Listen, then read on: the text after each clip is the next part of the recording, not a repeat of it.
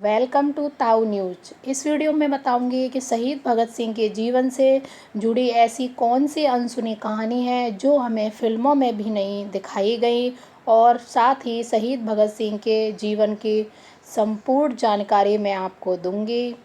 शहीद भगत सिंह ने इंकलाब जिंदाबाद का नारा कब और क्यों दिया था? तो चलिए वीडियो स्टार्ट करते हैं। साहस, स्वाभिमान, आत्मविश्वास और बहादुरी की मिसाल शहीद भगत सिंह के जीवन परिचय, इनका देश के लिए योगदान, इन सब के बारे में भी बताऊंगी। सो वीडियो लास्ट तक देखें। आप सभी भगत सिंह के बारे में थोड़ा बहुत तो जानते ही होंगे, लेकिन आज मैं आपको भगत सिंह के बारे में ऐसी सच्ची घटनाओं के बारे में बताऊंगी जो शायद आपने पहले कभी नहीं सुनी होंगी। मैं आपको यकीन दिलाती हूँ, अगर आप इस वीडियो को समझते हुए लास्ट तक देखेंगे तो भगत सिंह को समझते हुए आपको अपने जीवन के लिए भी प्रेरणा मिलेगी।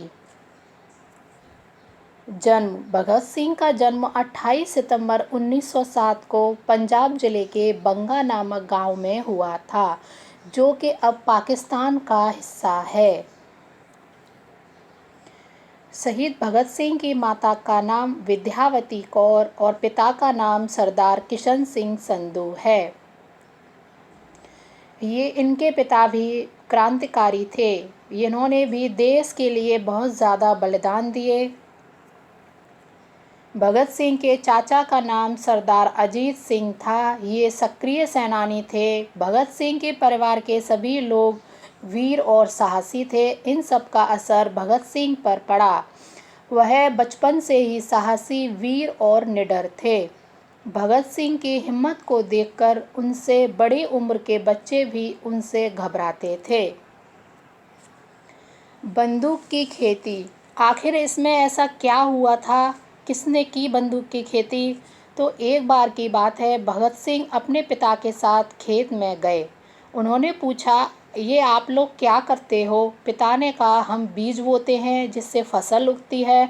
इस पर उन्होंने पिता से सवाल किया कि आप लोग खेतों में बंदूक क्यों नहीं बोते, ताकि अंग्रेज़ों को मारने के काम आए, और हमारे पास ढेर सारी बंदूकें होंगी तो हम डटकर अंग्रेज़ों का सामना कर पाएंगे। सरदार किशन सिंह ने अपने बेटे के मुंह से ऐसी बातें सुनी तो वह हैरान रह गए और मन ही मन बहुत खुश हुए कि उनका बेटा देशभक्ति की राह पर जा रहा है। भगत सिंह जैसे जैसे बड़े होते गए, उनके मन में देशभक्ति की भावना घर कर गई। 13 अप्रैल 1919 जलियांवाला बाग हत्याकांड। ये एक ऐसा दिन था जिसने भगत सिंह के दिल, दिमाग और आत्मा को पूरी तरह से झकझोर कर रख दिया था। उनके मन में अंग्रेजी हुकूमत के खिलाफ आक्रोश भर गया। यह ऐसा दिन था जिस दिन जलियांवाला बाग नरसंहार हुआ था। पंजाब में गोल्डन टेम्पल यानी स्वर्ण मंदिर, अमृतसर के निकट जलियांवाले बाग में अंग्रेज़ों के जनरल डायर ने रोलैक्ट एक्ट के खिलाफ हो रही मीटिंग को ख़त्म करने के लिए बिना किसी चेतावनी के हज़ारों लोगों पर गोलियां चलवा दीं। 1000 से भी ज़्यादा लोग मारे गए। इस घटना को सुनते ही भगत सिंह लगभग 20 किलोमीटर पैदल चलकर इस घटना को देखने के लिए आए। दर्दनाक मौतों को देखकर भगत सिंह ने मन ही मन इन शहीदों को बदला लेने का दृढ़ निश्चय कर लिया। ये जो टाइम था, इस समय भगत सिंह की आयु केवल 12 साल की थी। 1 अगस्त 1920 असहयोग आंदोलन। इस दिन गांधी जी ने ये आंदोलन शुरू किया था। इसमें गांधी जी ने कहा था, कोई भी हिंदुस्तानी ब्रिटिश सरकार का साथ नहीं देगा। सरकारी नौकरी सभी लोग छोड़ दो। मजदूर फैक्ट्रियों से निकल आओ। सरकारी स्कूलों में जाना बंद कर दें। विदेशी कपड़े और वस्तुओं को बिल्कुल जला दो। अगर हम ये सारी चीज़ों को करेंगे तो भारत 1 साल के अंदर आज़ादी पा लेगा। भगत सिंह और उनके परिवार के लिए भारतीय राष्ट्रीय कांग्रेस इन सब का जो कहना था वह इसके समर्थन में थे, और असहयोग आंदोलन का भी इन सभी ने साथ दिया। गांधी जी का सोचना यह था कि वह कोई भी हिंसा नहीं करेंगे, उनको आज़ादी सिर्फ अहिंसा के मार्ग पर ही चाहिए थी। 5 फरवरी 1922 चौरी चौरा कांड।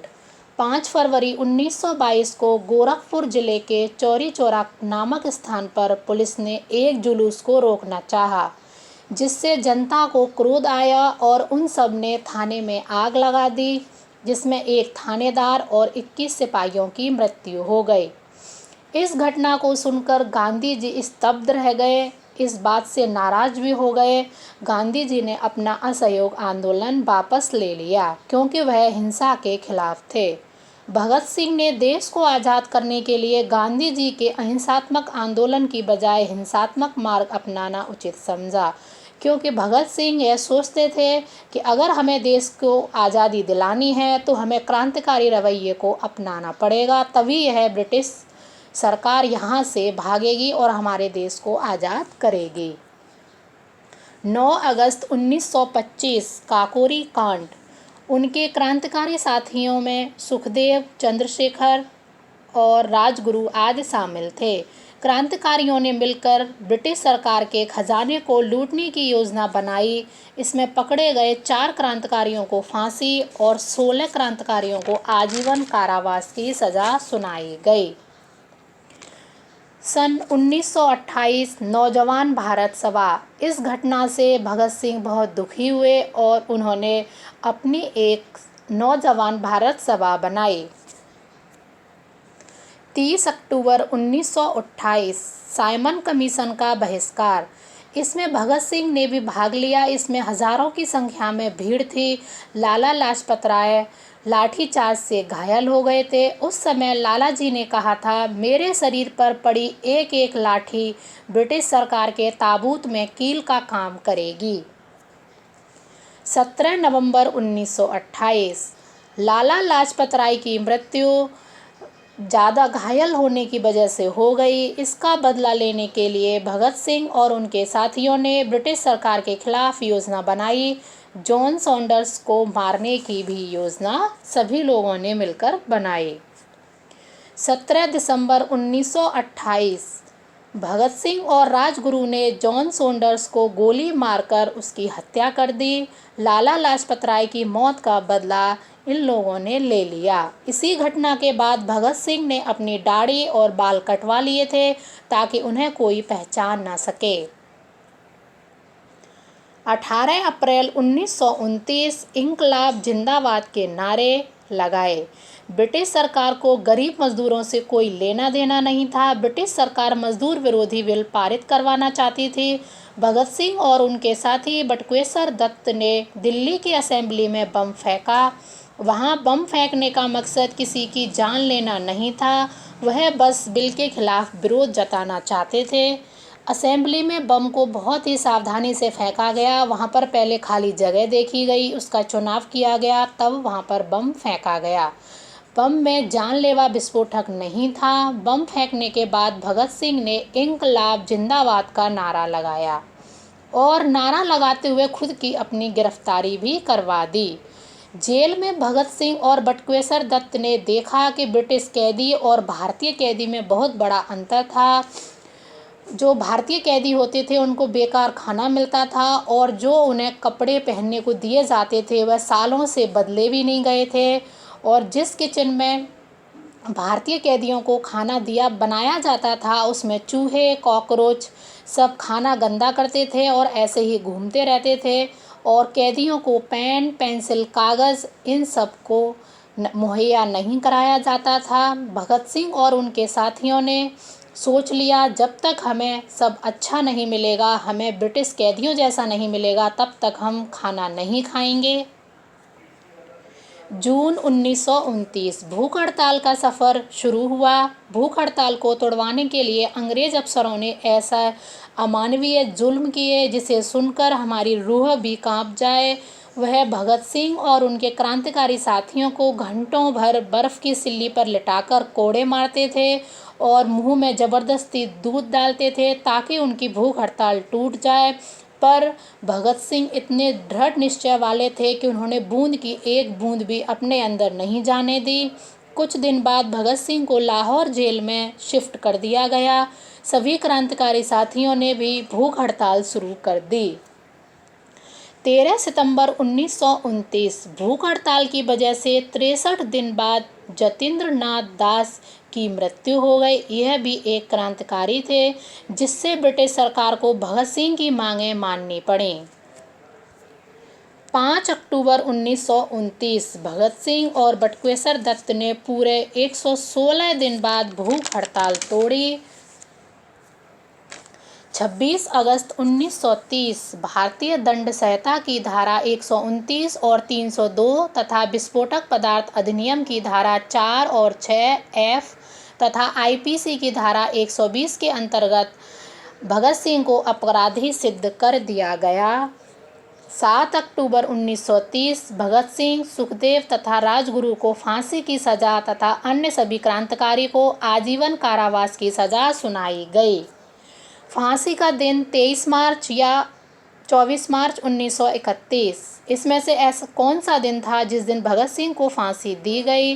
तो अदालत ने फांसी का दिन 24 मार्च 1931 सुबह का रखा था, पर लोगों में भगत सिंह, सुखदेव और राजगुरु की फांसी को लेकर बहुत ज़्यादा आक्रोश था। ब्रिटिश सैनिक ने भगत सिंह को यह सूचना दी कि उनकी फांसी का वक्त आ गया है।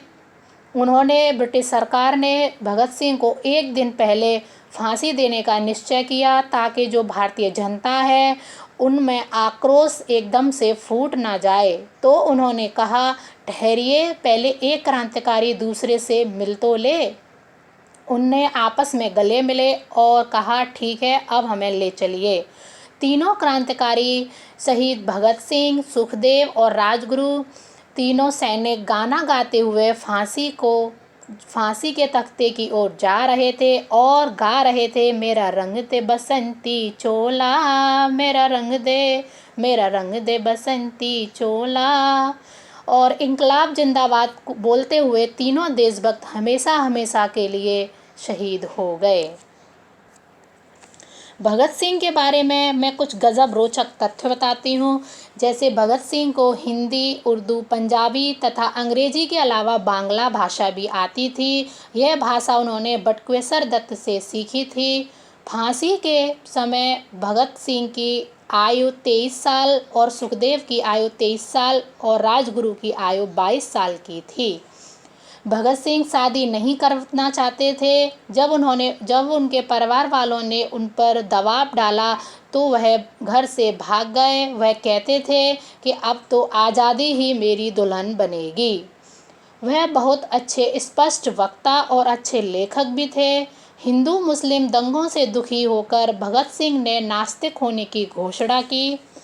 उन्होंने इंकलाब जिंदाबाद का नारा भी दिया था। आज हम आज़ाद देश में चैन की सांस ले रहे हैं, उसके लिए इन देशभक्तों ने बहुत कुर्बानी दी। आज मैं भगत सिंह और उनके साथियों पर हुए अमानवीय अत्याचारों की सच्ची घटना पर वीडियो बना रही हूँ। तो मुझे लगता है कि कितने महान थे वो लोग जो देश की आज़ादी दिलाने के लिए अपने प्राण भी न्यौछावर कर गए, और कितने महान हैं वो लोग जो वक्त आने पर हमारे लिए, हमारे देश के लिए डटकर बॉर्डर पर खड़े हुए हैं। साथियों, आज मैं आपसे आग्रह करती हूँ कि आप सम्मान कीजिए उन शहीदों का जो देश के लिए आज़ाद हुए और उनका जो देश की रक्षा के लिए अभी भी बॉर्डर पर खड़े हुए हैं। साथियों, ये चैनल नया है तो आप इसे सब्सक्राइब कर लीजिए और बेल आइकन बटन दबाना मत भूलिए, जिससे मैं नेक्स्ट टाइम वीडियो लाऊं तो आपके पास नोटिफिकेशन आ जाए। धन्यवाद।